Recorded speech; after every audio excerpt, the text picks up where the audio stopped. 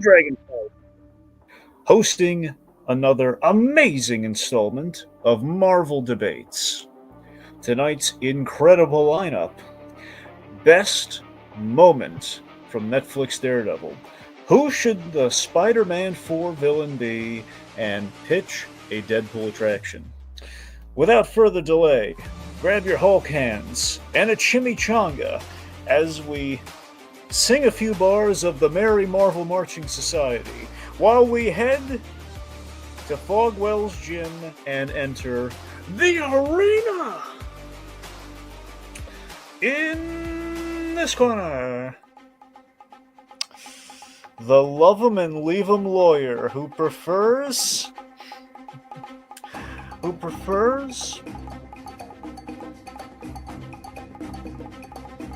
debating while chained to a rooftop, and his closing arguments in one take. The man without brevity, Rohith Dar. I'm ready for my shot. And in the opposing corner, a Spider-Man obsessed wisecracker spins an argument any size and can shoot a concussive laser blast from his eyes. It's the can-do Canadian Lazerdude. You all know you're just one bad day away from being a YouTuber. And joining me on the Living Tribunal, it's Tiki and Jacob Weil. Yo. Hey, hello, everyone. I gotta say, that's like the most intense and intro music we've ever had on the debates, dude. Well, it is I felt like the pure, like, Michael Bay energy just radiating from that music. Well, it's the same one we used last year when, against Tig, when Lazerdude went up against Tig, and funnily enough. Oh, that was the Marvel debate? Oh, yeah, that makes sense. Okay. Yep. Anyways. All right, so how we doing? It's good. Good. Life good. Doing good. Yep. Ready to get into the ring. Okay. So, a little refresher on the rules. So, we still have 3 rounds. You're going to reveal your pick, give an opening statement, and then fight it out. When my most popular co-host, R2D2, when he makes that noise, translated, that's "shut up, I'm trying to think." So when R2 says that, the panel of judges will cast a vote. We'll throw a stone at who we think made the most compelling argument, and they will get the point. Now, at the end of 3 rounds, I'm going to give you boys some Murdoch money. Ooh. Give me all that Murdoch money. Yeah, you can get all that Murdoch money. So, of course, the way it works is optional. You can either use it or give it to charity, not to your opponent, but to charity. And it lands heads, you could get a point. Lands tails, well, that's the risk you take. You could lose a point. Bum bum. Mm-hmm. All right. There is no hidden coin. Oh, really? Oh, Really. There is a penalty phrase in effect, though. Could be a name, could be a person, could be anything. Starting now. Trust me, if a word were to be said, you really don't want to see what happens. There's nothing good will come from it. Like literally, no matter what, something bad's going to happen to you. I mean, kiss your loved ones goodbye. I mean, now the Rohith's not gonna have a problem with that, but Lazerdude, don't, just be careful. Wow, hey, I'll be very Rohith. I heard that.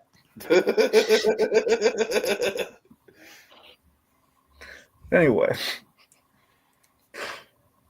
so let's see. So at the end of the main round, we enter the speed round, which there is a time limit, and we will be taking audience questions.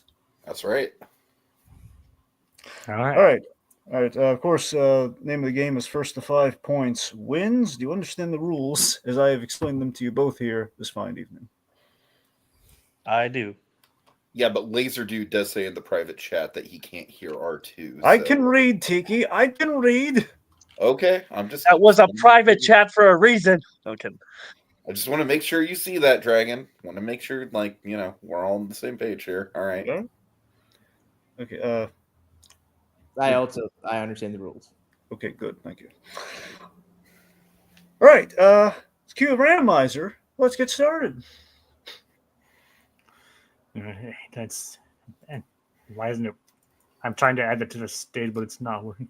So picture, if you will, the screen went white and there was a little box that said randomizer, just like There you this. There we go. So I don't know what happened. Magic. I don't know what happened there. But as you can see, here we have alphabetized Lazerdude and Rohith.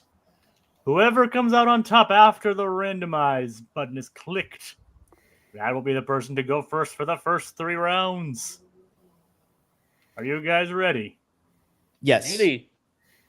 All right, in 3, 2, I also appreciate you spelling Lazerdude with a Z. Thank you. And nothing changed because Lazerdude goes first. Woo. All right. Yep, Canadian versus lawyer. It should be a good fight tonight, folks. We have lawyers too. As if there's no lawyers. Is it implying there's no lawyers in Canada? Well, yeah, but they're Canadian lawyers. So what's the... Maybe that's why they're so nice. Yeah, everyone, they're agreeable lawyers. That's like no fun. All right, Dragon, you ready for the first round? Yeah. All right. Round numero uno. What is the best moment from the Netflix Daredevil show? Lazerdude, what's your pick? I picked the scene in the graveyard where Frank Castle explains his family tragedy. Okay. Rohit. My scene is Matt's speech to Sister Maggie about God's plan being a beautiful tapestry in the episode 313, A New Napkin. We've got to see the tapestries. All right. Ready when you are, Lazerdude. The reason that I picked this scene is when I read this question, it was the first thing that jumped to mind because this is the scene that I think has the most powerful acting in the entire series. And I don't say that lightly. Charlie Cox and Vincent D'Onofrio as amazing scenes throughout this franchise. Dramatic, funny, just amazing action sequences. But in terms of just pure emotional acting, it comes from this scene with Frank Castle in the graveyard. Just telling the story of him coming home after being away for so long, and that fear of like I was not afraid when I killed so many people when I was over there and deployed. I was not afraid, but as soon as I came home, I was afraid.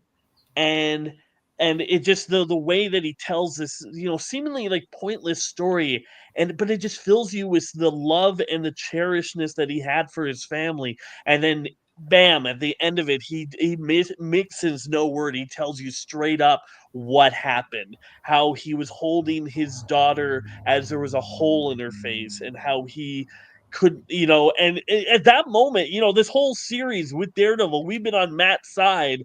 And then at that moment, we're like, you know what, Frank? I kind of get it. If I was on the other end of his side, I would do exactly what you did. And so, yeah, just the acting from everyone. And you know what? It's one of those things where it's like, Matt doesn't barely say a thing. It's all carried by John Bernthal and his performance as Daredevil. And it was this moment here. Like, he had some good, action scenes there where he played off the seriousness and the, anger of the character of Frank Castle. But this was the moment, I think, for most people where he became Daredevil and the best Daredevil that we've ever had. It might be or sorry, not Daredevil, Punisher. My bad. It might be Daredevil's show, but in this moment, Punisher stole the most amazing moment from the series. Rohit? So when this question was asked, I think to several different moments throughout the show, but the reason why I chose this particular moment, this particular scene, at the end of not just season 3, but the end of the show's run, Matt's speech to Sister Maggie about God's plan being a beautiful tapestry and how we have the misfortune of seeing the ragged edges and the muddy colors and not seeing the full breadth of it. And really, the summation of Matt's view in his life is that he wouldn't have it any different. He wouldn't change a thing. And he understands and accepts the fact that people die on his watch, but that also people were saved by him being Daredevil. And why I think it's the best moment is because when you start this show, the Netflix Daredevil show, and you're aware of what Matt has gone through up to when the first season starts, for some people, they would think, why go through all this pain and tragedy and to even go to further pain and tragedy as a superhero? And Daredevil, what's unique about him as compared to other superheroes in fiction is that his religious identity is worn on his sleeve. His faith, his grappling with his purpose, and fulfilling the providence of God is a constant struggle, both as a lawyer and as a vigilante. And in this moment, in this scene, where Matt is accepting the full breadth of his life, the tragedy and the beauty that comes with it, that was exemplary of not only the writing of this show with this character, but of Charlie Cox's performance, because he takes a man who can be funny, who can be charming, who can be angry and violent, and in this moment, this speech, he is conveying his introspection, his decision to be at peace with where his life is, to his mother, who he knows left because she suffered postpartum depression. He's saying to Maggie, he is saying to people like Miss Cardenas, Ray Nadim, anyone that have been on his journey, that have been impacted by his decision to be Daredevil, that he accepts the death that comes with it, but also the lives that are saved. And I think if we're thinking to ourselves, what makes Daredevil who he is and why he keeps going, I would point to that scene and that speech and what Matt says about his faith and how he sees himself and accepts the life he has, good and bad, as what makes it the best moment of the Netflix Daredevil show. All right, boys. Ding, ding. So, Fire. Lazerdude, Yep. for your moment, Yep. while it's a nice moment, my issue with it is that you pointed out that Matt doesn't say anything in the scene. And I feel like that is a problem to me, because if we're wanting to think of the moments that are best or exemplary in Netflix Daredevil, I think there are moments that should show Charlie Cox's performance, his action prowess. Why? Because the thing is that Daredevil, if it's the best acting, why does it have to come from Daredevil? I don't think it's necessarily the best acting, because I think that's just, I think there are better moments where, between Vincent D'Onofrio and Charlie Cox, especially when they're speaking through the radio or when Vincent D'Onofrio has a speech about the ill intent. I can look even just Matt Murdock's speech, like Conversations Farther Anthem. I think those are greater acting. I think John Bernthal's performance is just kind of retreading similar beats that other performers who played the Punisher have gone through. And even just outside of the Punisher, if you look at, say, military dramas or dramas dealing with veterans, like that scene is kind of a dime a dozen in terms of feeling the. Here's the difference with that scene, though. With what you talked about, like when Kingpin's like, I am not the man who crossed the way. I am the ill intent. You know, it just seems so, like, forced. Like, who talks like this? That's Who on earth Kingpin. is, like, talking? And stuff like that is just so over the top. Where John Bernthal's Hold Punisher, on. the way he just tells this story of having this regret of not reading his daughter that That's story. okay. Sure, it's something that's The been best done before, but acting his is the not way is he not acting that's emotionally hits it, grounded it's or way more like impactful than your realistic. scene. Kind of honestly, I forgot entirely when I saw your pick. Like, what is he even talking about? I had to look it up, and when I watched it, like your scene, Well, that's just a basically you is like, problem, Laserdude. "Hey, what That's are you not a gonna problem do? with the scene itself. You're just going to the scene that's just like emotional porn, right? You're going to, oh, here's a sad dad that is thinking about his dead daughter's dead family. This is like sad. well thorn thread. My moment is specific and unique to who Matt Murdock and Your Daredevil moment is. is I think the basically, best well, moment what are is you the gonna moment do? It is what that it is. identifies what Daredevil is. Yeah, but the question isn't what is the most essential Matt Murdock Daredevil moment of the series. The No. question is what is the best moment? Yeah, and And just to I think this see the moment it is the character best. going through so much It is pain the and best anger that we've seen him distillation go through, of just who let Daredevil it is as a out. person. No. If It's this way was more what is the powerful best than him saying, performance? like, hey, I guess God had a plan. No. It is not as God has a plan. It's that Matt Murdock, he's gone through 3 seasons of hell and back, and he is telling not to just Sister Maggie, but to the audience that I accept what my life is. And that is what is best about Daredevil as a character. He's a man who grapples, who embraces his faith and becomes stronger of it. And I think that's what makes it the best moment, is that it identifies and distills who Daredevil is to its very core essence. And I think that's the best moment. It is the best If you're going utilization for of something Charlie like that, I Kaufman's would choose the performance, moment of where he his doesn't writing, kill of the Kingpin ability or to something. When he show a perspective and a growth, because that moment it is an ending to a long But it's 3 not season arc. powerful. It just lays there. It's just It is. okay. Here It is a doesn't quick lay there. conversation where the other It is scene a leaves you summation of emotionally Daredevil, who he wrecked. is. No. It's not emotionally right. It's just John Bernthal. Like, if you took out the Punisher Daredevil moment, it would just be a dude who's like at a vet event. What? Or What's that mean? If you take out everything that came before, you could What I'm say saying if is you that took out all the stuff that what I'm happened before saying, your scene, it would just be two people talking. because Laserdude. If we're trying to, Yeah. if we're trying to sell what Netflix Daredevil, what makes it work so well, my Is that it moment, understands my the moment, characters that it it's is the best dealing with. moment to show who Matt is, because it shows his We're not ideology. asking that question of what the best moment of showing who Matt is. It's just the No, best that's the moment best moment of from the show. It And is that the end is of a the one thematic that arc I of chose. series. But it's like your moment is just, hi, oh, I am just so sad. I'm tired. I'm just repeating the things that you've all heard of from every drop. Like, But it has the most powerful acting in it. It is I not. can It just is hear not the powerful moment acting. where All his the moments of voice acting is powerful breaking over this, because and how characters the and tears are characters just being grow. held back Okay, are way what- more impactful and stirs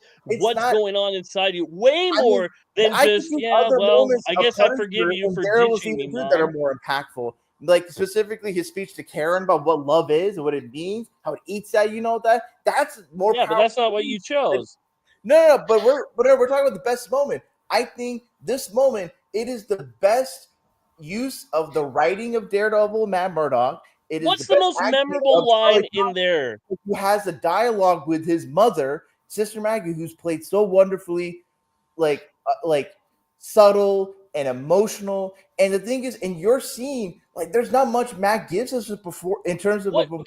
did you get like emotional about? Like what scene like actually got your tears welling? I can tell you the moment. It's when he says that he was tired and didn't want to tell read the story. And he's like, I'll tell you tomorrow, I promise. And his voice cracks. And as a father, I tell you.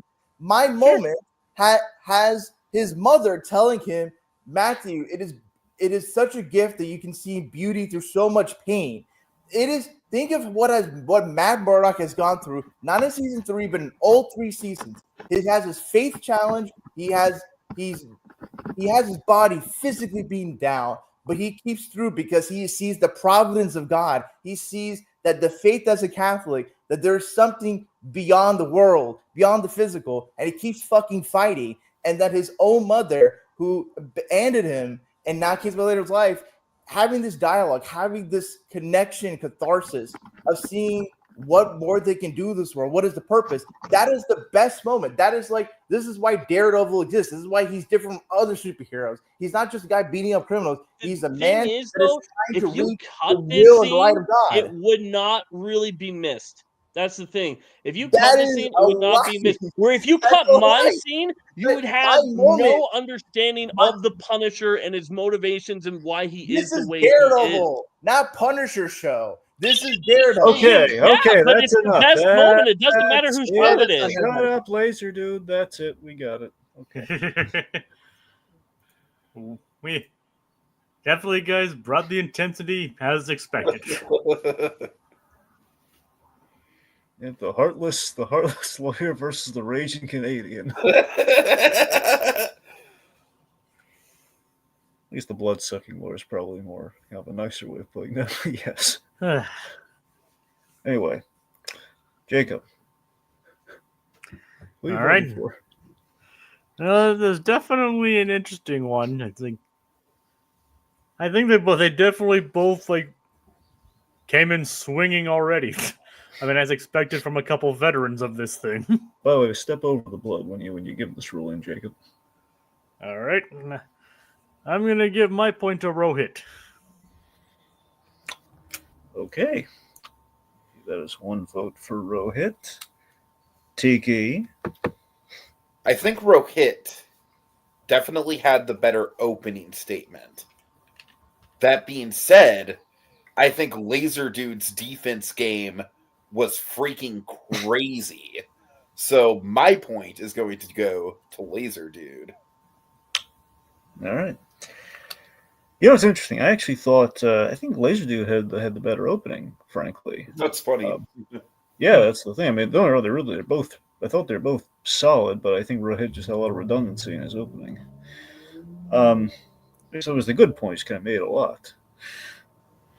Let's see. I also feel like Rohith's moment is kind of indicative of something that I've been noticing that actually I'm going to cite Council of Geeks on this, where she talked about episode 4 in particular, dragging my blinding moment of awesome with Leroy giving Matt the business. Is this show kind of tends to do this a lot, where it's basically like lecturing the theme at you, if that makes sense. Like, it's just, I mean, you know, obviously it's still a great show, but I feel like I don't know, I feel like we kind of like, that's kind of like an example of like, yeah, it's just kind of like we're just getting the theme of the show. Like, whereas I think the point that really hit home for me with Lazerdude was where he said, you know, like name the actual moment within like I can pinpoint the moment that my heart breaks for Frank Castle. So I don't know. I just think, like I said, I think everything that Rohith threw at Lazerdude, I think Lazerdude had a really good retort to. So, but I mean, by all means, good job all around, guys. Like you guys obviously did bring the intensity. So, all right. See, I'm really torn because on both sides here. Here's the thing: Lazerdude. I think the hole in his argument was I thought he debated very strongly and had a very great pick. It's just that everything he essentially said was, you know, the Punisher moment. The Punisher kind of stole the show, and that complements, you know, Rohith's kind of point of like, you know, it's not the Punisher show. Right, but the question is it's not the best Matt Murdock Daredevil moment. It's the best scene from the show Daredevil, and I think Lazerdude argued that really well.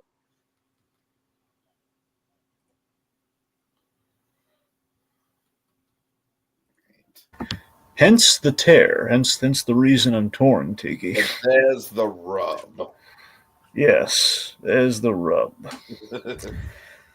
Look, it's on the flip side of it. I mean, I think I really liked how Rohit really just the way he went after him. He just went after him brutally, and just I mean he went for the throat. I kind of have to respect the ferocity of his. I do love him calling the Frank Castle scene misery porn. Well, emotional porn, but yes, Emotional porn. Yeah, that's the thing. I mean, at the end, I kind of have. I mean, look, it is by a very narrow margin by the same token, I echo your sentiments. Is that yeah? I mean, it is a very like Laser hit the pathos very well. I mean, he hit it very well, and that's an absolutely strong moment. I think he argued it very well, and I think while Laser was on defense, I don't know. I didn't feel a lot of I don't know. There was some offense, but I don't know. I kind of have to go with the attack versus the defense on this one. fair enough. By a narrow margin, I'm giving it to Rohit. I honestly think that might be like one of the closest points that we've had in a while. Yeah. I mean, this one really could have gone either way because Oh, yeah. I mean, again, Lazerdude did have a really good foundation, but I don't know. Yeah. I think Rohit just hit him too many times. just kept punching him in the face, broke his sunglasses, just all of them. Anyway. All right. Oh, hey, we have a comment. Look. Executive Judge, what's the debate here? Well, Jake, throw up the banner real quick for him. Yeah, we just got done doing what is the best moment from the Netflix Daredevil series. And we can see who won. Just throw up the scorecard. And then the other two main round questions are going to be who should be the villain in the fourth Tom Holland Spider-Man movie, and then they're going to pitch a Deadpool attraction at the Disney parks for the third main round question. Yep. Remember, Executive, we will be taking audience questions if you want to submit something, but submit it only if you're going to stick around. Indeed. Otherwise, it's going to be really awkward. Because you get to pick the winner. If you're not here, that's going to be eggs on our face. Okay. Jacob, who's the word said? Let me check the records, Dragon. No. Are you sure? Let me check again. Yeah. Yes. I'm sure. Oh, I thought you were like, yes, it was. That's what I thought too. Like, yes, it was said. But yes, I am sure. Okay. Round number 2. Bring it to round numero dos. Besides the Kingpin, okay, so look, we have between the new show and also the new Spider-Man show between the Born Again, Spider-Man, friendly with Spider-Man, is the fact that there's a lot of talk about the new Spider-Man, basically Spider-Man 4 for the MCU coming out. It begs the question: besides the Kingpin, who we all want to show up instantly, he's the priority. We want D'Onofrio, he wants it, we all want it. Besides Kingpin, who should be the villain in Tom Holland's fourth Spider-Man movie? Lazerdude. Venom, venom, venom, venom.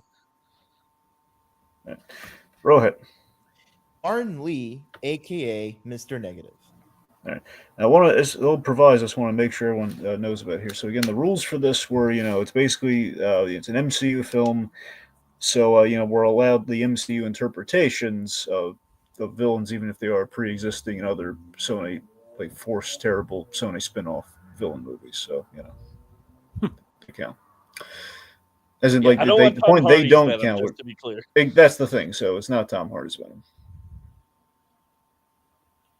Okay. What do you got?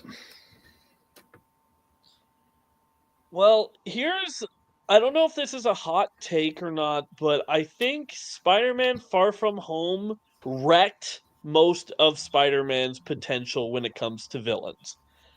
I think that the home franchise, the Homecoming franchise, had done a good job of making new villains that hadn't been used before. We have the Vulture with Michael Keaton. That is a great portrayal of the Vulture. Loved it. And then we top that with Mysterio by Jake Gyllenhaal.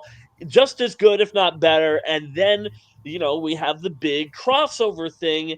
And now, because of that, we will never see a different Doc Ock we will only have the Alpha Milena. We will never see a different Green Goblin. I mean, William Dafoe's Green Goblin literally says there's no Oscorp here. And so it literally confirms that there is no Norman Osborn in this universe other than the William Dafoe one. And while I love Dafoe, that means that Spider-Man's greatest villains will only have these past portrayals for references. And that is kind of sad. We will never see the Tom Holland take on Doc Ock. We'll never see the Tom Holland Spider-Man take on Green Goblin. He will never have his basically essential villains as his own. He will only have the borrowed versions from previous franchises. And even if they did, I feel like it would say it was forced, you know? However, Spider-Man has 3 villains that are basically going for the top spot in sort of Spider-Man villains. It's Green Goblin, it's Doc Ock, and it's Venom. And Venom was the only one of these villains that wasn't wrecked because of this entire thing. And I feel like Venom is the perfect time to bring him in, especially because when we did Venom in Spider-Man 3, what was everyone's biggest complaint? What on earth? Like an alien falls out of the sky and just lands there? Like, that doesn't make any sense. It's just so over the top and just out of nowhere. Tom Holland Spider-Man has been to space. We've seen the character be in these situations that it's not out of the ordinary anymore. And we've also seen a symbiote land. And here's I'm gonna quickly pitch what I think should happen. I don't think that symbiote should, the little drop that landed at the teaser at the end of the last Spider-Man movie, I don't think that should be the symbiote on its own, because then you just have, the Sony stuff to deal with, and that, Venom eats brains. I think Spider-Man should get the suit, the black suit in Secret Wars. And then I think this symbiote is looking for the closest host that is nearest to him. And the suit is made out of something similar. And so it connects it with it, corrupts it, and becomes a new thing. So that's what I want to have happen. I want to see a reimagined version of Venom, and I want to see it, done right. Rohith. So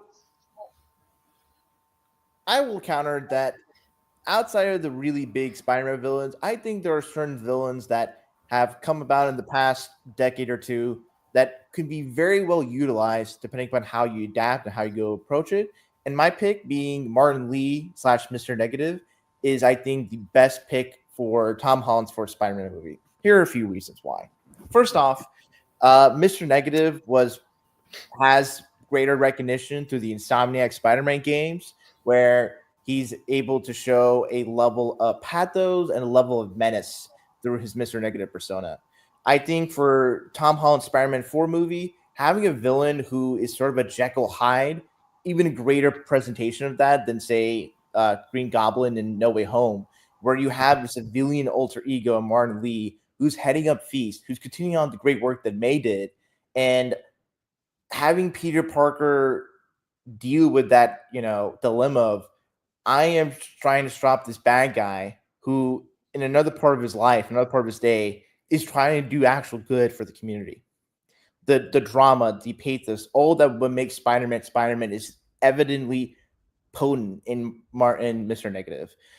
Another thing is that Mr. Negative has his unique abilities, and his kind of visual aesthetic is so unique compared to other Spider-Man villains. It'd be really cool to see how a film could display that negative, after effect in both his persona and also how he utilizes his abilities. Additionally, he has sort of martial arts or combat prowess, so it'd be cool to see him, tussle with Spider-Man, having his Devil's Gang, come in and give Spider-Man the work. Also, I think the fact that Mr. Negative is a Chinese American. If he's based, or if Martin Lee is based out of Chinatown or the gang or whatever, you can have sort of an interesting look.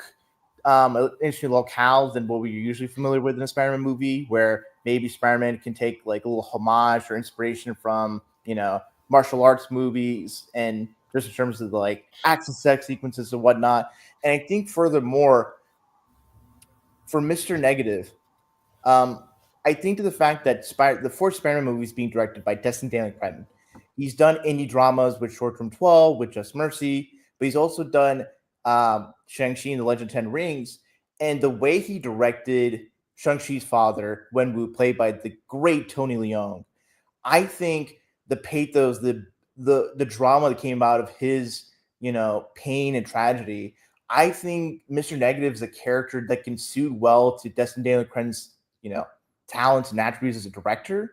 And if you were to be in the film and you have a talented, up and coming or just relatively known Chinese American actor in his 40s come in and, knock it off the park, I think he can be a villain that can be just as memorable and, endearing as, say, Mike Keane's Vulture and Jake Gyllenhaal's Mysterio. All right. Fight night. All right, Lazerdude, you just want to go back to the drawing board with Venom? Seriously, the guy who's basically the bane of Spider-Man, he just has aura and nothing else? Come on, man. Mr. Negative has Aura more and nothing else? juice, has more potency. At least he has something. No, what do you mean he has something? He has something. I mean, people know who he is, and not just the gamers who played Spider-Man 2. No, because of the Spider-Man Sonic games. Video games are more popular medium than movies are. Video games are a bigger industry. I think if Mr. Negative was announced to be the villain of the fourth Spider-Man movie, people are like, oh, that's cool. I'm hyped. I'm interested. If it's Venom, it's like, oh, is it going to be Tom Hardy's Venom? Or just a retread? Like, do something different. Mr. Negative is just a cool new villain that if you put it on the big screen can really rock it and can really I be hope one you of the memorable don't villains. mind that people with seizures won't be able to see it, because I tell you, in order to do those visuals right, you're gonna give somebody like oh my gosh, it's gonna give people headaches. It's not a very appealing villain to do. It's gonna, let's be honest, with the CGI versions that they're doing with right now in Marvel, it's gonna not look that great. Okay. We're looking at the one that has the most potential here, and Venom has the most potential of the character because he's been around so much. And you're criticizing CGI. He's just going to be a massive effects, and you don't even have any particular human being attached to your Venom. You just have a walking symbiote. So you take what's basically interesting about any particular version of Venom and make him just a walking blob that just latches on to Spider-Man and retreads a story that's been constantly referenced, constantly utilized. Retreads a story that hasn't been done right.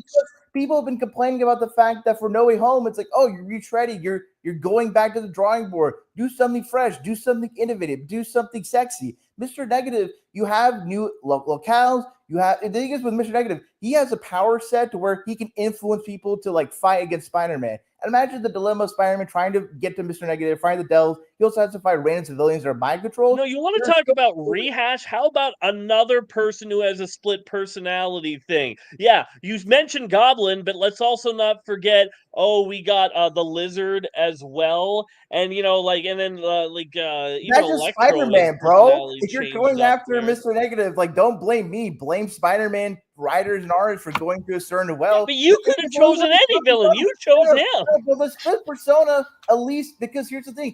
With Spider-Man, you deal with how do I be both Spider-Man and Peter Parker and the balance between the two. And you have a villain that's the sort of echoes that dynamic. You have Martin Lee, the humanitarian, the philanthropist running fees. It evokes memories of Aunt May's work. That's somebody that can tug at Peter's heartstrings. And then you have the criminal gangster, Mr. Negative, who you gotta remember where Peter Parker is at the end of the last movie. This is the perfect time for the symbiote to come in. No, he's lost everything. He's lost his aunt. He's lost the woman he loves. He's lost his best friend. He's lost literally everyone. This is the time where you bring the symbiote in and let him get into his inner, whereas Venom, demons. You just have a walking goo. He's just like, all right, this is just for the people who go on TikTok. Walking goo, is that all you got to say about him? Come on, Venom has been around for years. He's a lot more interesting than just a walking goo. It'd be like me saying your character is just a nightlight. Come on, man. Eddie Brock or Flash. Your pitch doesn't have either of those people involved in the story, so why do we even give a fuck? Mr. Negative, you have Martin Lee. You have a human being. I didn't say we didn't get to the Eddie Brock eventually. I was just giving a quick version. Well, okay, I think that you would have Eddie Brock in there. You would have him in there and played by somebody who is. And then you're just trying to do the thing is with knowing how Sony operates. they're going to have Eddie Brock be characterized very differently to make himself stand out from the Topher Grace version of Eddie Brock and the Tom Hardy version of Eddie Brock. Well, every version should be different from the Topher Grace version, dude. That's why this character needs to come back and be done right. Nobody's in love with the previous versions. Even the teenage boys that like the Tom Hardy version don't think it's great. You know, like, oh, I don't like. Okay, you're giving a guy who his big thing is that, hey, I create a new costume for Spider-Man, and Spider-Man just gets a little aggro. Whereas with Mr. Lee, with Martin Lee and Mr. No. It's a dive into his psyche and the demons that he's been struggling with over all this time. All this. Hey, can you let me talk for a second? I'll let you talk. All right, let me go for a second here. Let me defend my stuff. All right, here we go. We got this character who is this person who has been tortured and has lost everything that he loves and cares about, and now is the time where he gets something that allows him to experience the inner these thoughts that he's pushed down and pushed out and been a good person his entire life. Now he's giving into his inhibitions, and yet he still overcomes them and wins the day. That's what's important about this character. What is really Spider-Man having to deal with yours except another guy with split personality? Mr. Negative can be a cool visual look. He can fight. All right, that's it. Done. Okay. Whew. I'm gonna cast them. I'm gonna throw the first rock here. It's an orange rock because Marvel. Nice. Just get that in there. Okay, so obviously two very solid picks, and overall, some solid arguments. But I gotta be honest. I think Rohith had the more fleshed out kind of premise for his film. I'm not saying you need like a fully kind of like figured out movie, which clearly neither of you did. I'm just saying in terms of like the sell for the character. And I do feel Lazerdude had some good points about limiting it to just the popularity of the video game. But I think Rohith really kind of accounted for that by listing out kind of like the parallels and where you can kind of jump off of it, like the whole Aunt May connection with Feast. Again, I think both of you fundamentally had a really solid argument for like the timing would be right for these characters to show up. So that's why I was a little torn. But I mean, frankly, I think the fact that I believe it was brought up at some point during the argument, the fact that Lazerdude, he barely mentioned, Venom himself and just more about the black suit in his opening. It was mostly just about, just about how we would get the black suit, which again, that's more of a Secret Wars problem that's more talking about Secret Wars than it is talking about, Spider-Man 4. I know we're a ways off from it. We don't know when it's coming, but still. All right, anyway, so yeah, I'm guessing my vote for Rohith Dar. All right, Tiki. Yeah, I mean, Lazerdude, I am with you as far as like, I really, really, really want to see like, a good adaptation of the Black Suit storyline with a good Venom interacting with Peter Parker. I think the Venom movies are fun. I think the Venom movies deliver like the symbiote action that was kind of missing in Spider-Man 3. But, obviously the missing link there is we need a Spider-Man. But that being said, I think Rohith made some really killer arguments as to why Mr. Negative would be a compelling villain. He's obviously not like a household name in the same way that Venom is, but I mean, just the little that I basically know nothing about this guy outside of what Rohith laid out, and I'm pretty much sold. I love the point about video games being an even bigger industry than movies nowadays. That is facts. The Spider-Man video games are huge. They're kind of at the forefront of the Sony brand. And I think the best point that Rohith made was basically like when Lazerdude was trying to go after like the split personality thing, and Rohith was like, yeah, that's Spider-Man. Like that's basically all of the villains. Like, don't blame me, blame, decades worth of writing. So yeah, my point is pretty much going to go to Rohith. All right, what the hey, Jacob? What do you think should win? I mean, not that it really matters here, but it's a clean sweep for Rohith. Right. Okay, clean sweep. All right, we have some comments here. Executive Judge says Feige said they'd only use villains that have never appeared on screen before. No Way Home villains are an exception. Kogia says, I want Morbius to be the villain, joined by Vulture to be off the mid-credits scene. You know what? I don't need that paid off, but I really would like to see a Michael Mandow Scorpion. I really would. I want that too. That's honestly what my pick would have been, especially after a certain show recently. Indeed. Let's see. Kogias says Hobgoblin and White Rabbit should be in either Spider-Man 4 or 5. And a wild little blue appears. He is here. Someone throw a Pokeball. Stat. Okay, moving on. Jacob, did someone say a naughty word? Well, technically, Rohith swore. Well, yeah, they swore, but as far as the words that'll get them punished, I can't say that they did. Okay, we can wash the mouths out with soap, but we can't, We can't punish them with points. Yeah. Oh well. Maybe next time. All right, that brings us to round number 3. Pitch a Deadpool attraction. Now, the reason for this question is Deadpool story time is in the Disney parks, and hopefully is there to stay at least for a long while because it's been great. I'm obsessed with it. I think it's fantastic.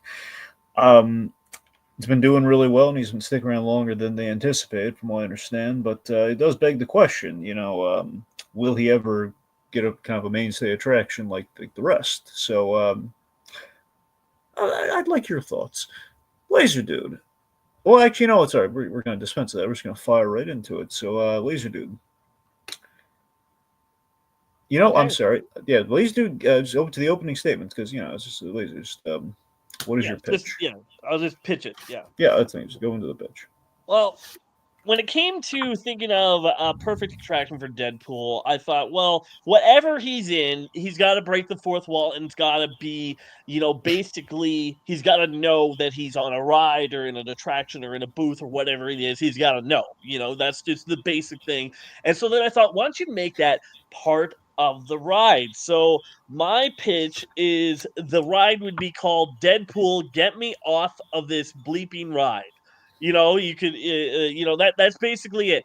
Deadpool, basically, when you start the ride, he realizes, oh no, I'm stuck on this stupid ride. All right, let's get off of it. And he'll try to get off. And then you can have branching pathways on this ride, and each will lead to him confronting a different villain. Each will, one area he goes in and he's facing off against, Dr. Octopus or something like that. And he's like, oh my God. And then, banter, funniness. You can have a lot. I don't know if you have performers or just on a digital screen, but while you're going through this ride, you're seeing the things going around you as well. Maybe one other ride is Thanos. And he's like, seriously? You guys put me up against Thanos? Why? I'm dating his ex. Something like that. And then one is just like you use one of the lame villains, like Stiltman, where Deadpool doesn't even want to fight him, but Stiltman keeps on kicking him or something. And then when you come to the end of the ride, Deadpool thinks that, yay, I finally made it. I finally got off this effing ride. But then the door is open and you're just right back at the start, and you get to leave, but him on the ride has to stay. And then he's just like, is mad that you get to leave and he's stuck on this ride forever. And so I just think you could have just so much fun with it, with the different rooms, the different Marvel villains, the different setup, and and since you would just have the digital voice, you could change it up easily. You could have it on you could set it up where every month there's different dialogue, and maybe every year you switch up the villains or something like that. It's just easily interchangeable, has multiple times to go down the ride because you want to hear all the different things that he might say, and it just gives an audience a full Deadpool experience in a ride. All right, Rohit, dazzle me. All right. So basically, the gist of it is that you're kind of on a roller coaster or semi roller coaster ride, I think the way I kind of describe it's a mix of the Mummy ride from Universal Hollywood and the Pirates of the Caribbean ride. And so basically, you get on the ride, you have guns or laser guns attached, and and the whole point of the ride is that you're basically being recruited by Deadpool to go through several missions and beat down and bad guys or whatever. And if you get to the end of the ride, you'll get X amount of money. And basically, when you go through the ride, you basically visit sort of locales from the Deadpool movies. See the X Mansion, see sort of the wasteland of the Helicarrier, the first movie. Sort of the orphanage from Deadpool 2 and Deadpool 3. You can see bits of the wasteland. And what's cool about it is that you can see sort of different locales with tangible props, with actors being able to perform some of the supporting characters from the Deadpool movies. And you have a Deadpool actor who will come in and out through video on the screen or whatever.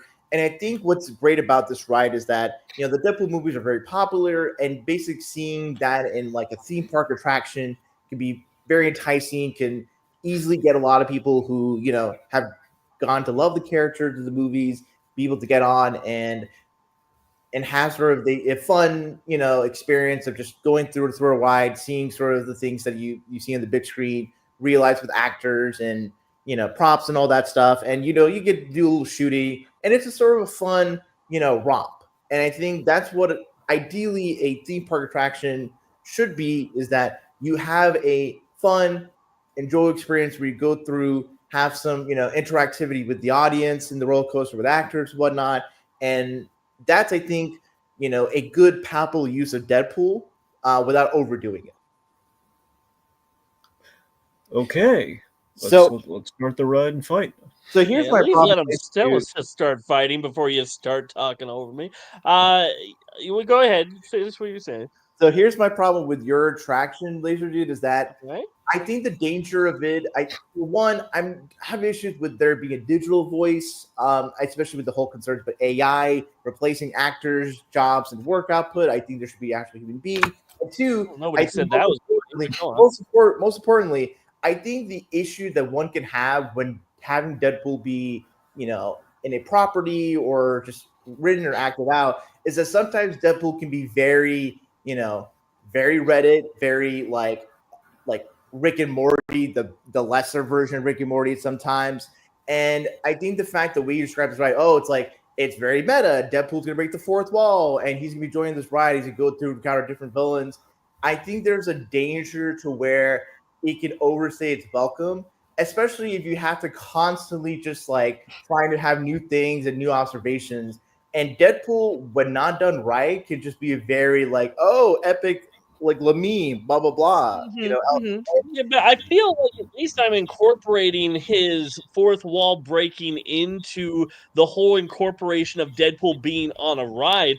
Where the biggest risk with your ride is that after 2 or 3 years, it's not going to be a Deadpool ride anymore. They're going to replace that ride with Buzz Lightyear. Well, they already have a Buzz Lightyear, but they're going to replace it with some new property that's going out that is a shoot 'em up, and it's going to be gone. Where in my scenario, my ride, that is something that is a staple there forever that you constantly can change up over the years, but still keep it a Deadpool themed ride. I don't know if you can have it be a Deadpool themed ride because Deadpool isn't the only character in the Disney catalog that breaks the fourth wall. Really, any character can break the fourth wall in a theme park attraction. So I feel but it's what he's the most known for. If you ask anybody, who breaks the fourth wall, number one is going to be Deadpool. Number two, the guy from the White House show. No, but the thing is that the fourth wall breaking is unique if you're watching a movie or a TV show or reading a comic where it's just the character is going away to break the medium. Whereas in a theme park attraction, the fourth wall is kind of already broken as is. So the shtick that makes Deadpool unique in other mediums doesn't really work well in a theme park. So why even incorporate what he's most known for at all? No.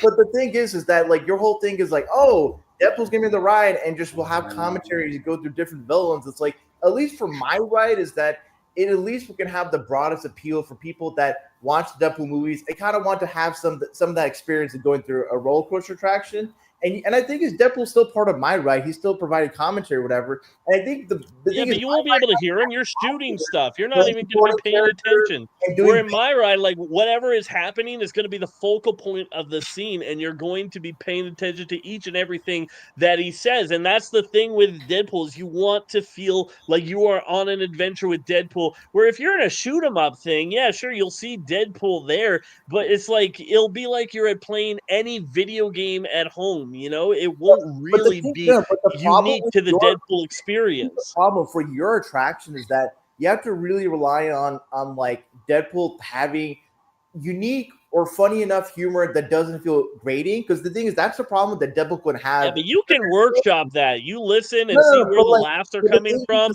and if something's not getting a laugh, you replace that line.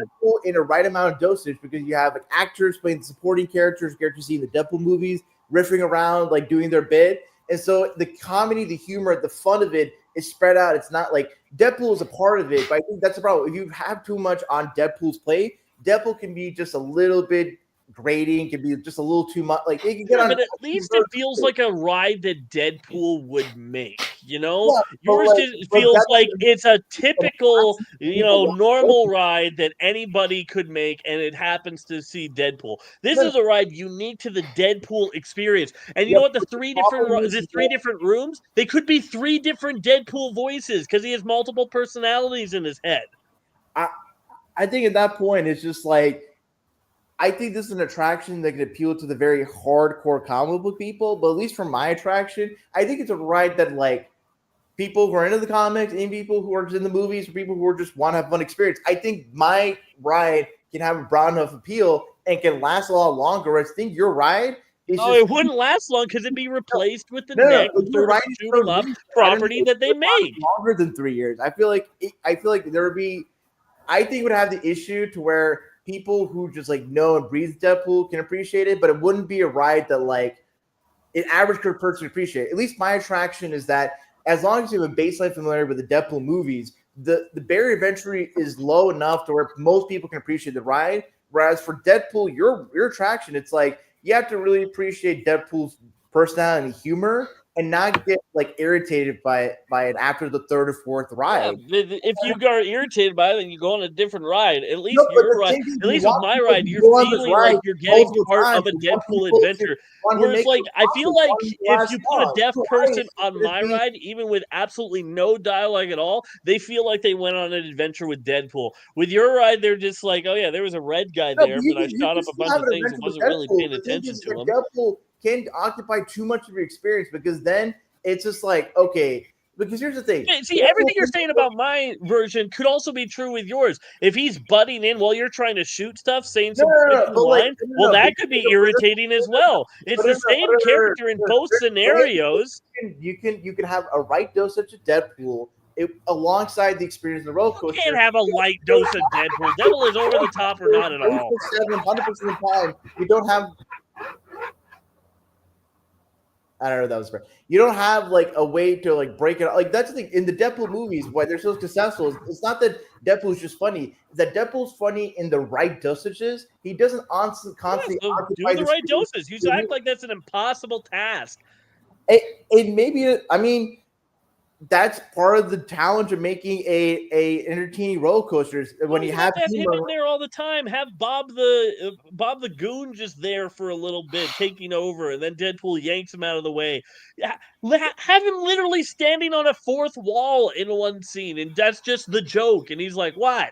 I'm doing my lunch break. Leave me alone." Right? Your pitch would have been something that would have been cool like 10 or 5 to 10 years ago when we weren't so tired of like meta, breaking the 4th wall constantly, I don't know. Deadpool versus Wolverine still earned a lot of money, so people aren't that sick of it. But the thing is that for the Deadpool movies, there is a level of like heart and sentimentality balancing that kind of tongue in cheek. Whereas I feel like your attraction is just all constantly looking for that in a roller coaster, man. Like Come on. My attraction is that you give me one ride you were sentimental over. I mean, it's no. What I'm saying, you'd be sentimental over yours while they're shooting up bad guys. I mean, it's still. I mean, that's part of the Deadpool shtick is that you can kind of have like a funny, quirky way of interacting with violence and all that stuff. So I still feel like their attraction. But you won't really hear or do because all you're doing is. No, it's not. It's not constant. It's just. It's like you know how like for the Mummy ride, it'll stop at certain Nope, points. I haven't been to any ride since I was 8 years old. Sorry. Well, I'm just trying to tell you like logistically. You want like for a theme park attraction. You have already examples of what your ride is already like. Meaning it's not unique to Deadpool. I want to be able to convey how logistically feasible my attraction is. Whereas yours, I feel like it's a little too like niche, to a little too like this is something that I feel like people, if they're making fun of the writers community, like pitching like a theme park attraction, that's what they would attack upon. At least Maybe in one of the rooms, they literally drive through a writer's room coming up with it. There's so many places you can take my ride, but there's not that many places you can take yours. It's just, shooting stuff. Okay, done. All right. Jacob. I think I give this one to Lazerdude. All right. Otikikins. Yeah, I think Lazerdude won this pretty handily.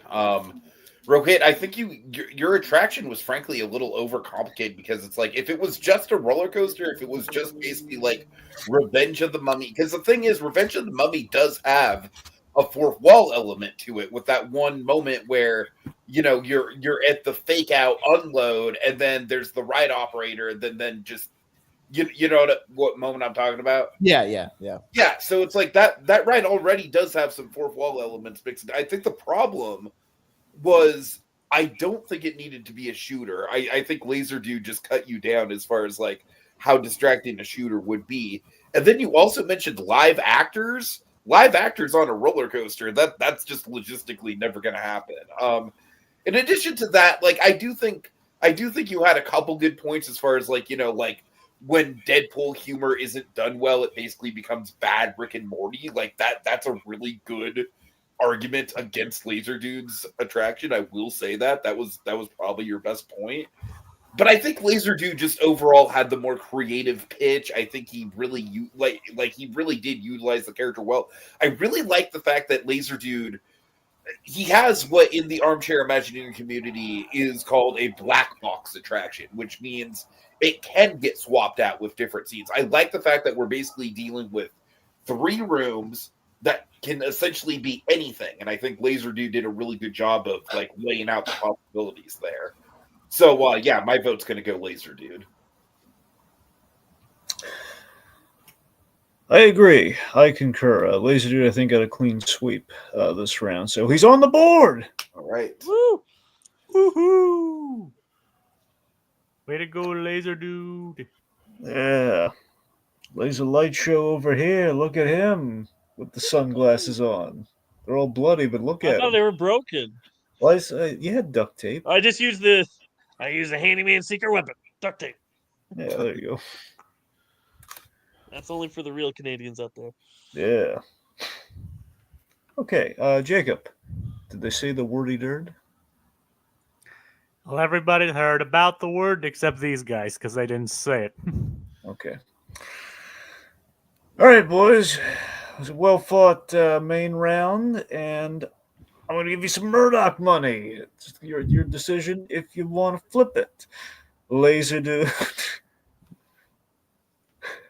No, I just got within one. Nope. I just got within one. I'm not going to do Wait, it. that doesn't count. That doesn't count. That was a misclick. Well, now we know what he would have gotten.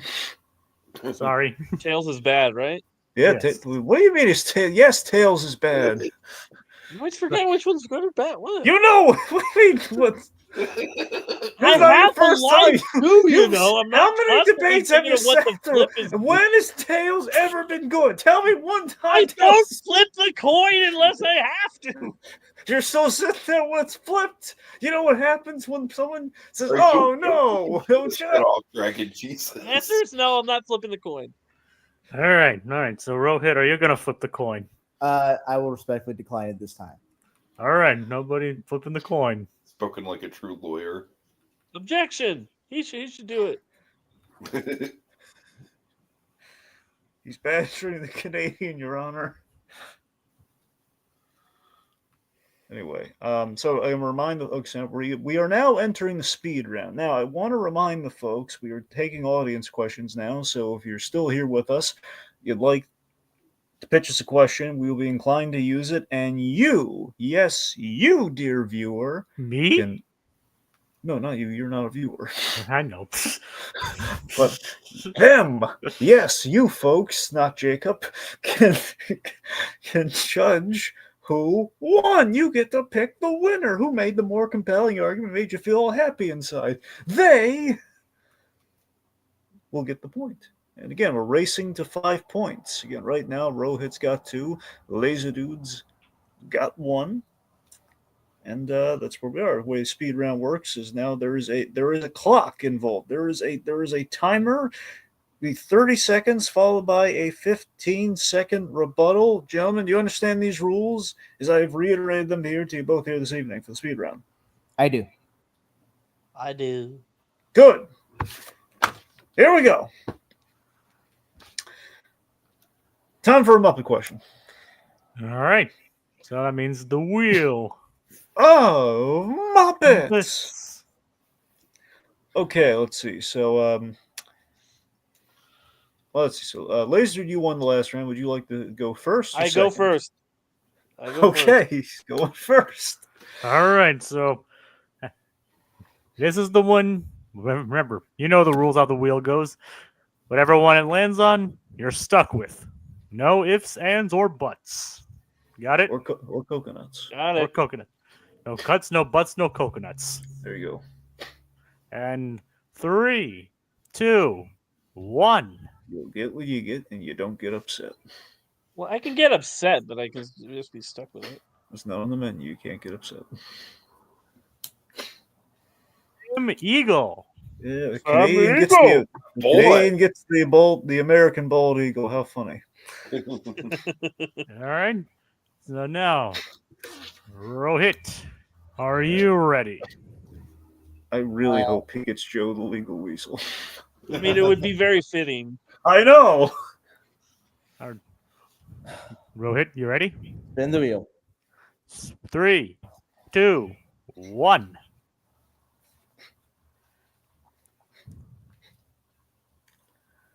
Oh, man. You got Miss Hope it's not Piggy. who would win in a fight. All right, Miss Piggy. All right. So, Well, Sam Eagle and Miss Piggy. So, Dragon, what exactly is the question you have in mind for these two? which Muppet should become a vigilante in New York? Oh, God. Okay. Lazerdude, Sam Eagle, when you're ready. Obviously, it's got to be Sam the Eagle because nobody else is as patriotic as this character. When he sees the crime, the way that the world is in, he knows that he must take action. And so he does. I mean, he has the wings. He also has, like, Sam the Eagle sounds already like a superhero name. So, absolutely, he's got it. He's got the patriotic. We also saw him with detective skills in one of the Muppet movies, so he can track down anybody that he needs to track down. He's the right pick. He probably can fly. So. Miss Piggy would be a great vigilante in the streets of New York. He's got the background in being in beauty contests and fashion, so she's going to have high connects in Manhattan. She's got karate skills that she's able to utilize to beat up bad guys, and she's got the rage. She's got she's got the fury in her to really go to the metal. And when you're a vigilante in the streets of New York, that is the difference between life and death. And if you want the civilian to be saved and a bad guy to be stopped, Miss Piggy is your gal. She is the vigilante. The biggest problem with Miss Piggy is she's not going to be reliable as a hero. She's going to stop one criminal who has like fancy jewelry on her to like, oh, well, this looks like it should be for wow, and she's going to take it for herself. Sam is super honorable, would never take any of the loot that he rescues. He would return it to the people.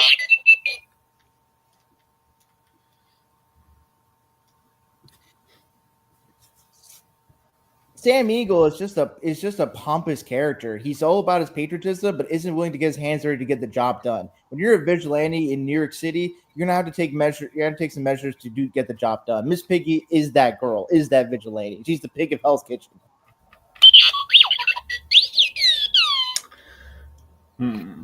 Okay. You know what, Jacob? I'm gonna let you call this one. Oh, jeez. I think you guys did both pretty well with your picks. And impressive and good impressions anyway, though, Lazerdude. You did good with the voices. I just want Lazerdude to read the that. I wanted to tell us a story like he would tell his daughter a story, but with Muppet voices. That's what. He's going to do that on a nightly basis. Yeah. It's just I don't know. I honestly don't know. This is a tough one. I think, although I think I'm ultimately going to give it to Lazerdude. Okay, 2-2.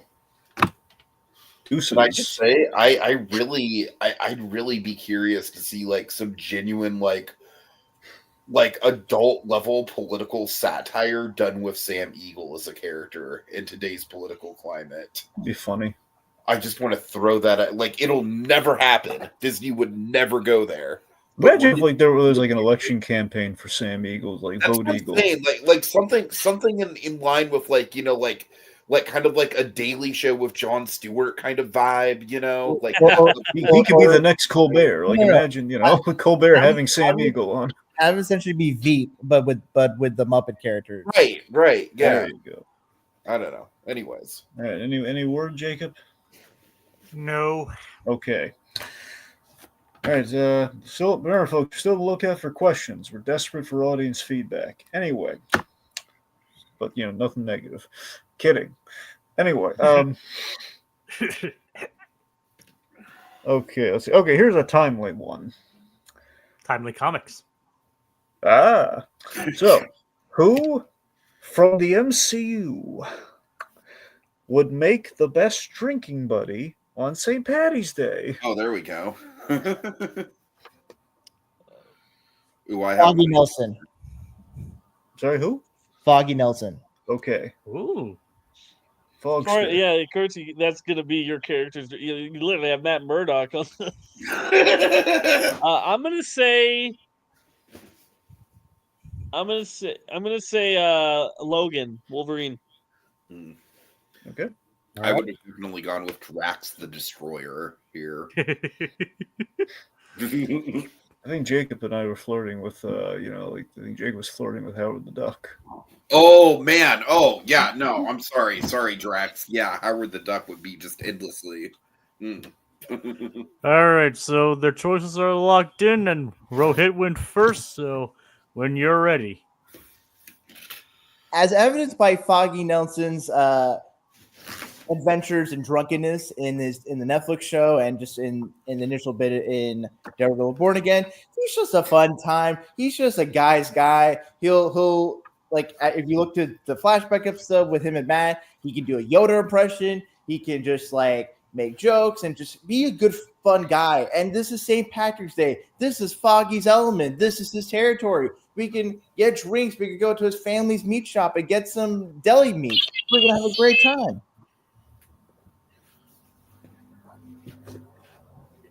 Logan is the obvious pick because when I thought of this, I thought of the two characters who can't really get drunk because of their powers, and Logan is one of them. Because it's great because he'll be able to drink the toe-to-toe with you, but at the end, you still are going to have a sober driver to drive you home. Plus, somebody like Logan is going to make sure anybody who gets on your back, who gets like in your face, is not going to be in your face for very long. Plus, the number one reason, he's Canadian, so you're not going to be drinking American pisswater beer. It's going to be Canadian beer, which is obviously better. Gentlemen, we are a patriotic nation, and I will not stand for the condemnation of American beer. Also, Logan is a violent motherfucker. You really want this guy to just get up on people's business St. Patty's Day? Me and Foggy would have a good time. We get home, we get over the hangover, and we go by the rest of our day. Yeah, if anybody gets into his face, like Logan don't start none. Let's be clear. Logan don't start no problems, but if you get problems, he's going to make sure that you don't have them anymore because he's the best at what he does. And you know what? Canadians are just as patriotic, and we won't be the 51st state. Yeah. Sorry. Okay, Tiki, you've been a lush in the past. Why don't you call this one? Wow, flattering. I don't know. You guys both raised really good points. I feel like it's kind of two different arguments. Because like with Logan, you have kind of like that security, and then also like I feel like Logan is the more practical choice, and then we just have the straight up fun choice. I think I'm going to give it to Logan. I just think more arguments were made in that favor. I just think like I think you got really creative with like the reasons why he would be a good pick. Okay. All right. 3-2 in Lazerdude's favor. All right, we just got. I don't drink, so this was one I was a little worried about. All right, we have an audience question. Little Blue in the comments. Which Marvel character would make a good Disney CEO?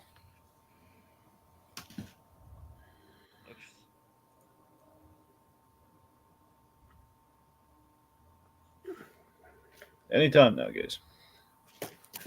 You know, it might be the Tony obvious Stark. answer. What did wait? Tony what Stark. did Tony Stark, Iron Man. Okay, there. Okay, so we said. Okay, gotcha. Okay, now I got to think for a second. That's what you get for prolonging. That's my own dang fault. Just had to announce it. What like Alfonso Ribeiro on Fresh Prince of Bel-Air. He's had to prolong it, like that game show episode. I mean, it's just the first one that jumped to my head. Let me think about it for a second. I'll have a better one. Okay.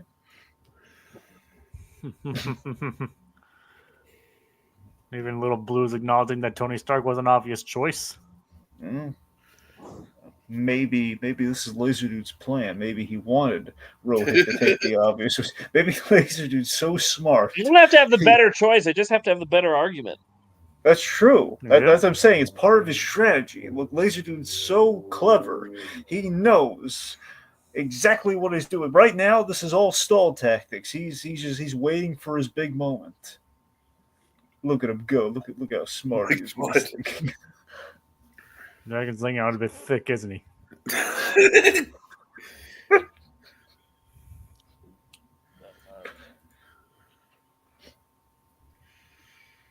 I can think of like 2 or 3 good ones off the top. Good for you, Tiki. Oh, you know what? It doesn't say hero. True. Dr. Doom. All right. Wait. So as in Tony Stark, Dr. Doom? Pretty much. No. Well, I mean, that is the MCU Dr. It Doom. doesn't say MCU. tell you it's a what. Marvel All right. character. Okay. Little That's Blue. true, that is true. Little Blue, you get to decide. Okay. Do you want it to be the MCU Dr. Doom, or do you want? Like, do you want it to be like the freaking? Well, we don't know what the MCU Dr. Doom is like which yet. Dr. Well, we Doom know is- he's going to be played by Downey Jr. That's all we know right now. I tell you what, we don't have a Doctor Doom yet. Let's just make it broadly Doctor Doom for the time being. All right, let's just go with that. All right. Like Rohith can be like broadly Iron Man. I'm not pigeonholing him to just the movies either. Who else is going to be Iron Man but Robert Downey Jr.? Well, That is taking the characters out of the comics and putting them in. Hey! He's supposed to be debating the lawyer, Tiki, the lawyer. And even Little Blue said all Marvel, not just the MCU. Okay. There you go. All right.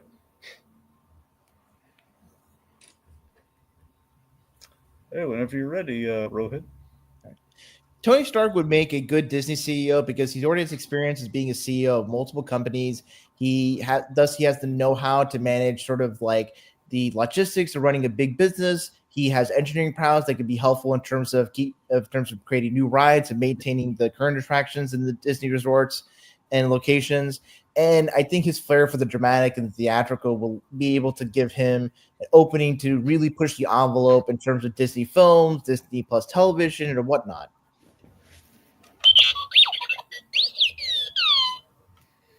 Let's be honest here. Any CEO worth his salt doesn't have that much of a moral compass, and Dr. Doom isn't the perfect person to run this sort of thing because he's been running a country for almost his entire life. He is immensely good with handling power and using it to the best exploitiveness of his abilities. He's also just way smarter than almost anybody else. He would make the best. He would, and it would be quality too. It wouldn't be lazy. It would be pure great, and also.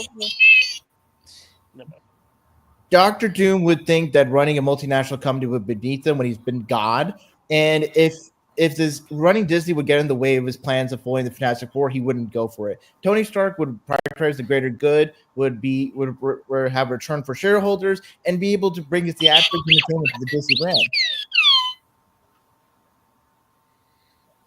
Oh, please. Tony doesn't pay attention to anything that actually goes on to his companies. Yeah, both of them would think this is beneath them. But I tell you one thing, Dr. Doom wouldn't let anything with his stamp on it be inferior. It would be the best version possible, but he wouldn't lazy do it. He would do it to the max. All right, Little Blue. Take your pick. Would you all like to hear some of my picks? I guess. Yeah. I think for me, the obvious pick would have actually been Howard Stark. Ah. Because that's basically just getting Walt Disney back. Let me ask you this: does that make Tony a Roy Disney? Sure, why not? Yeah. I think Kingpin is probably like the person who would most realistically take the position. That'd be the Chapek era, right? Yes. I don't necessarily think he'd do a good job. I'm just saying that for the visual similarity, but right. When I was a boy, D'Onofrio would Mickey Mouse. Pretty good. Mickey Mouse meant something when I was father a boy. my mother while I watched Mickey Mouse cartoons. I think Jeff Goldblum's Grandmaster would have been fun. Oh yeah. The Little Blue. Kind of a practical pick, honestly. I think maybe give me Valkyrie. Because think about it, she led all of Asgard out of a very shitty situation. Who's to say she couldn't lead a company out? I don't know. She made a shop that was like of the Infinity Gauntlet. Well, the device. Little used Blue to made their choice. So that means Rohit comes up to 3. I see what argument you're pointing out, Lazerdude. That Infinity Gauntlet thing was pretty tacky. Pretty tasteless too, since I see your argument.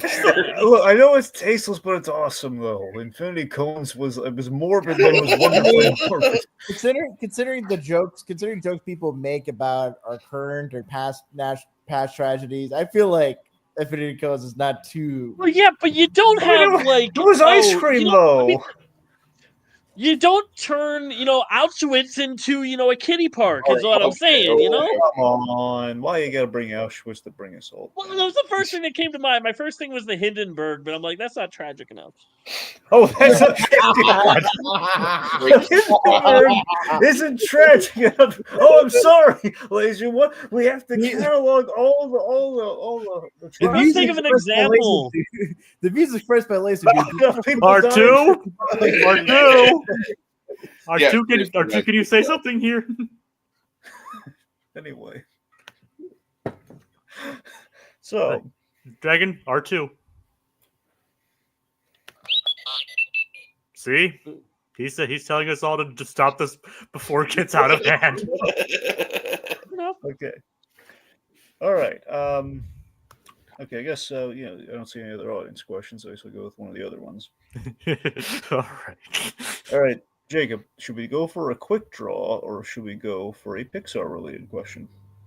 Let me think here. Quick draw or yes or no? Oh, right, give Jacob. Quick draw or Pixar. Let's see. Let's go with Pixar. Here we go. So, inspired by Win or Lose, which MCU character should coach kids softball? Ooh, that's The a big Thing. question. I'm saying Steve what? Rogers, Captain America. Did Laserdude have an answer?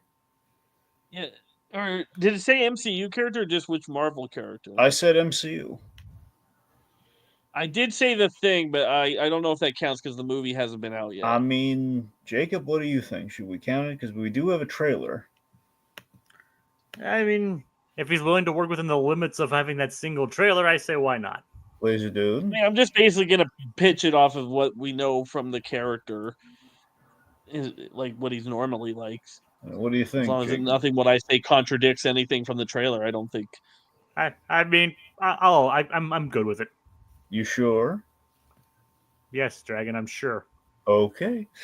All right. So Laserdude has The Thing. And Rohit. Steve Rogers, Captain America. Yeah, he said his Yeah. first, I think, or actually, I don't know. I just didn't hear his.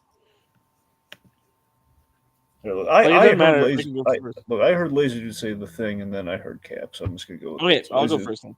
Yes, you're gonna go first. Then go on.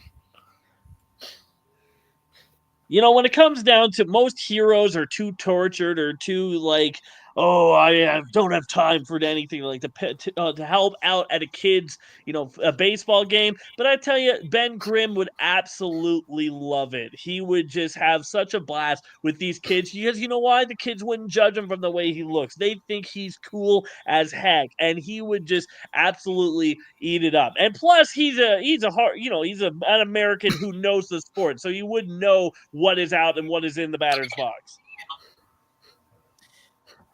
Who better to coach your Little League baseball team than Captain America himself? Steve Rogers grew up when the Dodgers were in Brooklyn. He is an All-American.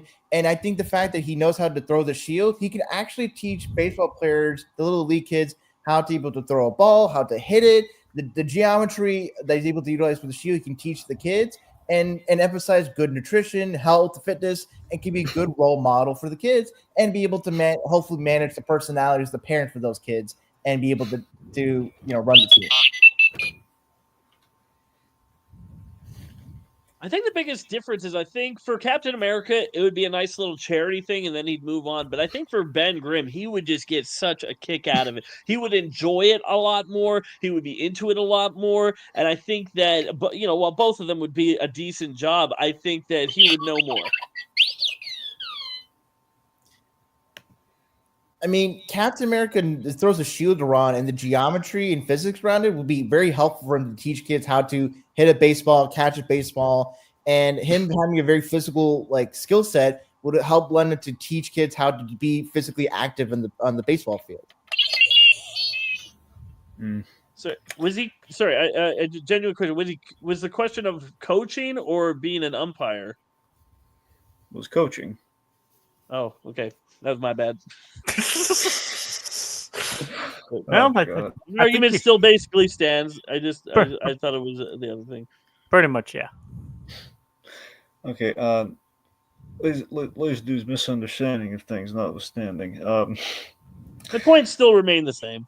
Okay, look, based on the arguments, see. Here's the thing: Laserdude had me until his rebuttal. I think his rebuttal was just like, "Oh yeah, Cap knows geometry." It was like, really? That's Wait. What? I didn't say geometry. No. Wait, what did I just say? Laserdude? I thought. Sorry, Yeah. I meant Rohith. I was like, wait a minute. No, sorry, because I was responding to Laserdude's thing. Sorry. Yeah. It happens all the time. Okay, I call point Punisher being- Daredevil. Oh no. Well, it's LDRD. It's one letter. So, point being, I think Rohit had me until his rebuttal. I just felt like he was kind of bringing up, Cap's, he could teach the kids geometry through baseball. It just felt a little repetitive.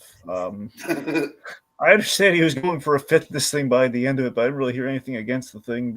And apparently, there's a wide opening for it with the catcher thing, and he just kind of slept on it. So, yeah, I'm gonna give this point to Lazerdude. It's like, all right, kids, I know we want to play baseball, but first a geometry lesson. In my defense, I was saying that his knowledge of geometry, he would be able to teach the kids how to hit the stuff through. If you know to throw a shield around in multiple directions. Rohith, I'm instantly bored. Okay, can we just? All right, you made a good point, and then you told me about the geometry a lot in the rebuttal. I don't want to hear more about the geometry. Throw the kid. It was a cute point, and then it just got bored. Okay. And Laserdude's like, you could just throw the kids. You want to see what it's like to be a baseball? Here we go. See, the things can actually toss the children. Come on.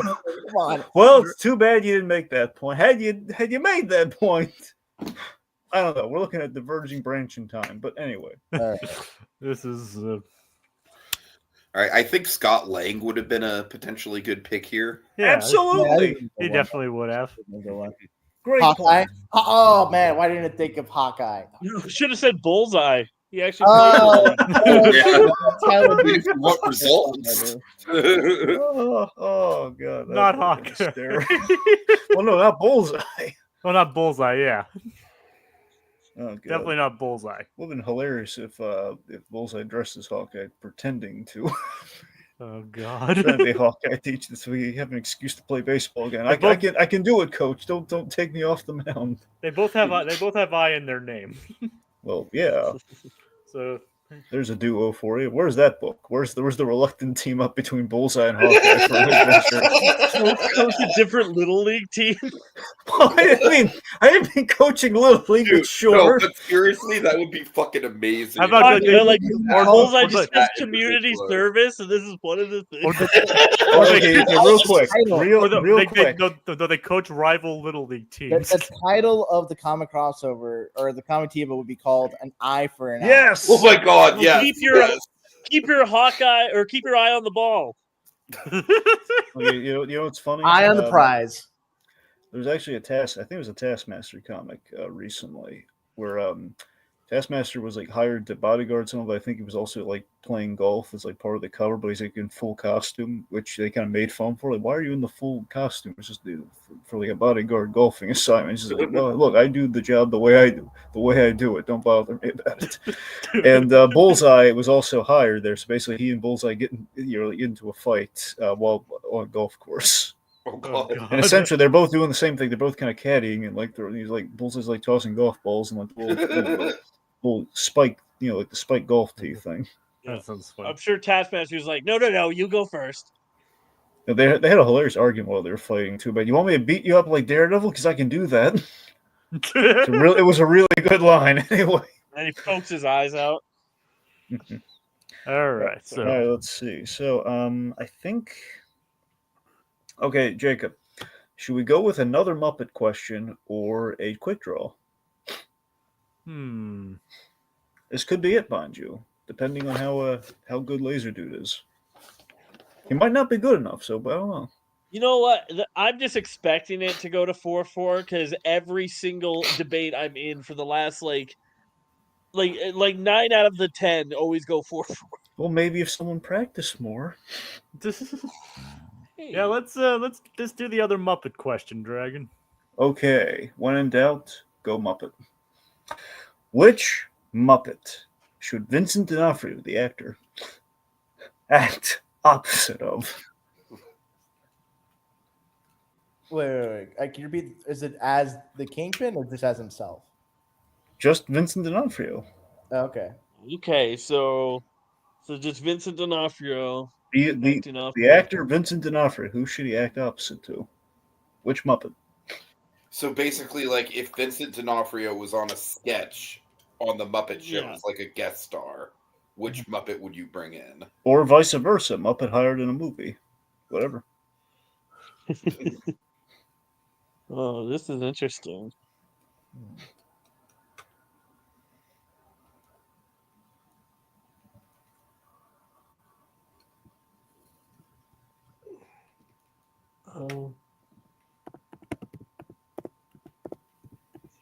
I'm gonna say Gonzo. All right. I'll go with Kermit. Okay. Please do whenever you're ready. Okay, here's the pitch. You got Gonzo, who's watched the Daredevil show, and now is just super impressed at how strong Vincent D'Onofrio is. So he tries to do stuff that the character did in the show to him, like how in not just Daredevil, like in how in Hawkeye, Hawkeye, he like pushes a vehicle, so Gonzo tries to run him over, and Vincent D'Onofrio is like fleeing for his life from this crazy Muppet who just thinks that he's super strong like that. And he's like, "No, I'm just normal. Leave me alone." Okay. The pitch is that basically Vincent D'Onofrio and Kermit the Frog are roommates in the New York apartment, and Vincent D'Onofrio sees that his Chinese takeout has been eaten, and basically he turns like the dining room table into like an interrogation based off Law and Order, and is interrogating Kermit. It's like, did you recall what you were doing at the night of December 5th or whatever? And it keeps escalating as Kermit's just trying to like not admit to the fact that he ate the Chinese takeout, and Vincent D'Onofrio just escalating, and it becomes this like a comedic dramatic tour de force. While I appreciate the callback to Vincent D'Onofrio being on Law and Order, I feel like this has more comedic potential, my version, with him, being an actor and being in all these superhero stuff, and Gonzo not getting that it's fake, that it's, I just think it has more comedic potential than just, oh, here's the table.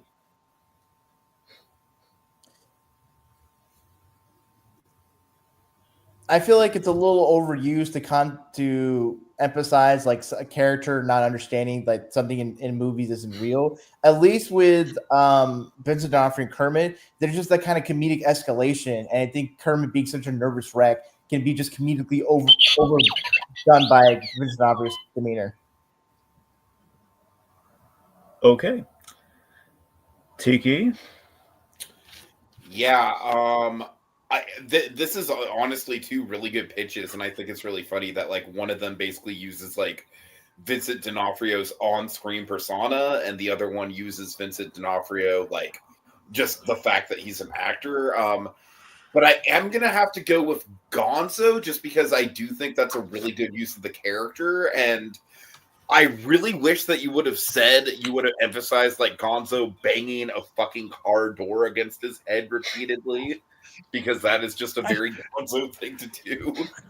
Yeah, I kind of wanted to keep it PG. It almost slipped out. And you know what that means. I didn't want to lose points for being too graphic. Lazerdude wins.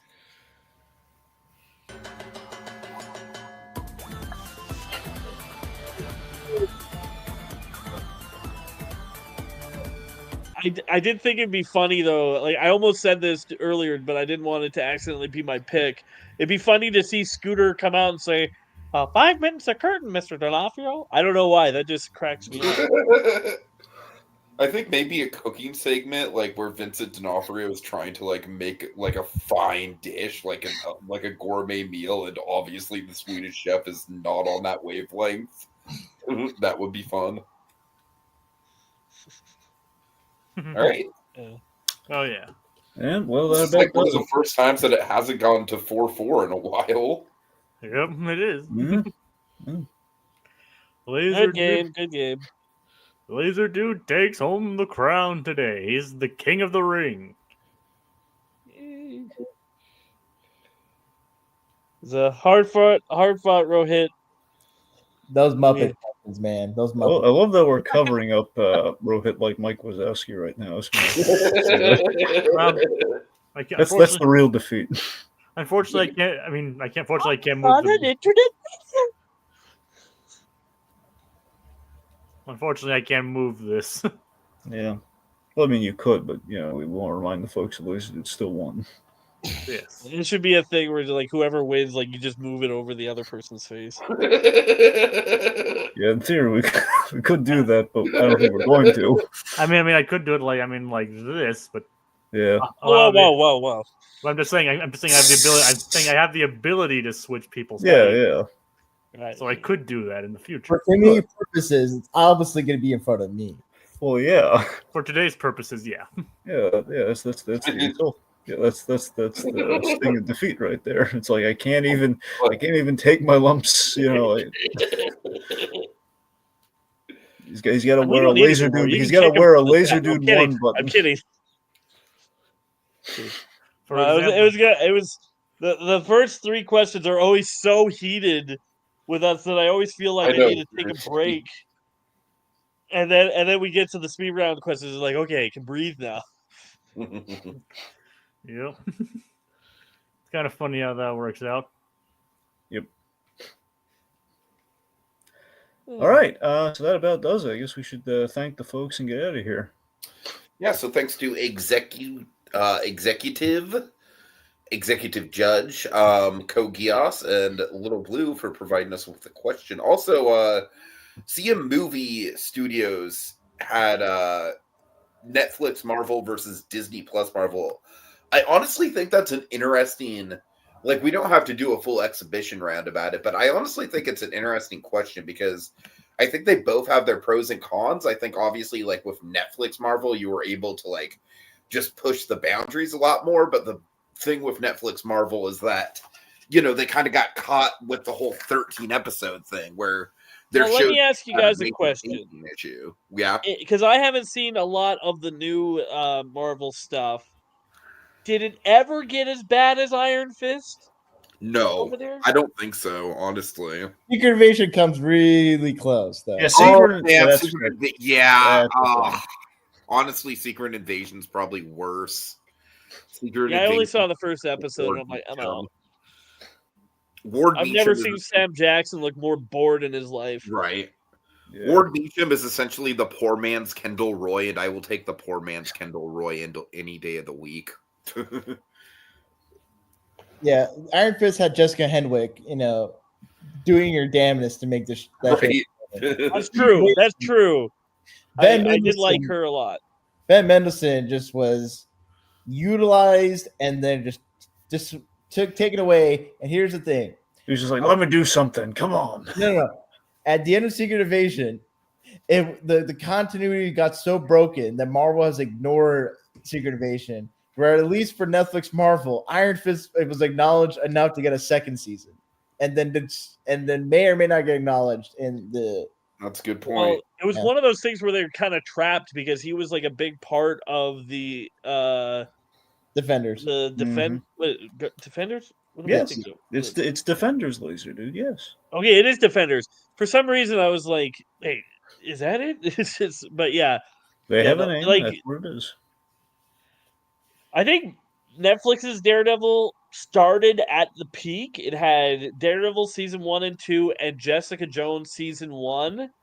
And then Luke Cage season 1 was just it was really good, but it was just a little bit not as good as those two. And then I think it kind of was middling for a while. And Iron Fist was just a jump off the cliff. I feel like at the very least, Netflix was like consistent in their world building, whereas I feel like Paige Novak, Dragon, we're bringing it back. We're bringing back another Paige Novak fucking reference. This would be my last note on it. I feel like Paige Novak would not be happy with the Disney Plus Marvel shows at all, because really, from a continuity point of view, Dragon, they're muddying the waters. Moon Knight is never going to come back. What is Moon Knight? Anyways. All right, so I think that's about it. We should get the hell out of here. The most sorry for who had an entire plot possibly going to be elaborated on and is now completely never going to be touched again. Because for me, it's the guy who was going to play Black Knight, you know, the guy Jon Snow in Eternals, because that is never getting picked up again. Yeah, I think he probably would have been a part of the Blade movie, but the Blade movie's probably not going to happen. And ding, ding, ding. Laserdude finally said one of the words. Yeah. Oh, my God. Black Knight was one of the words? No. Eternals was one of the words. Eternals. Of course that's going to be one of those words, Dragon. My goodness. The other two were Rotten Tomatoes and Amy Pascal. I thought like Man Without Fear was gonna be in there. I was I keeping. thought- And unfortunately, it's too late for Laserdude to be punished. Well, actually, Oh, We Don't can you just- dare! Don't Yeah. it says Yeah. Laserdude wins right there. I will Yeah. sign off right no, now. that's Rowan. let's just for posterity. Tiebreaker round. Tiebreaker round. Let's just for tiebreaker round. for posterity's sake, let's just see what his punishment would be. All right. I was gonna say let's carry it over, but you know, I was just All right, start of the next debate that he's on. This won't Give him the punishment. this won't count, but let's see. All right, fine. He got Dragon's choice. Dragon's choice. Dragon's choice. Respin. Well, let's spin it again. Dragon's Respin. choice is Dragon's my next choice, answer. No Dragon's matter the choice. question, has to be Condiment King. Are you freaking kidding me? Well, let's respin. I'm gonna hide I this. think you need to adjust those sizes next time, Jim. I'm gonna hide that. Dragon's choice. Dragon's choice. Well, I'm gonna say Rohith gets 2 points. Oh, No. Tiebreaker. Tiebreaker. Yes, No. yes. no, One more question. One more question. I'm giving a veto saying no. I said it doesn't count. Hey, agree to I'm Dragon's be on choice. this show again. I'm saying, like I said, it doesn't count. And if Well, Dragon, my you other option was gonna be whatever Laser's next answer would have been. It would have to be Condiment King. Oh, man. All right, so that's what No, it would, don't write that down. Don't save it for another debate. that's what it would have been. It's time for us to get out of here. All right. What Muppet would be good with Vincent D'Onofrio? Condiment King.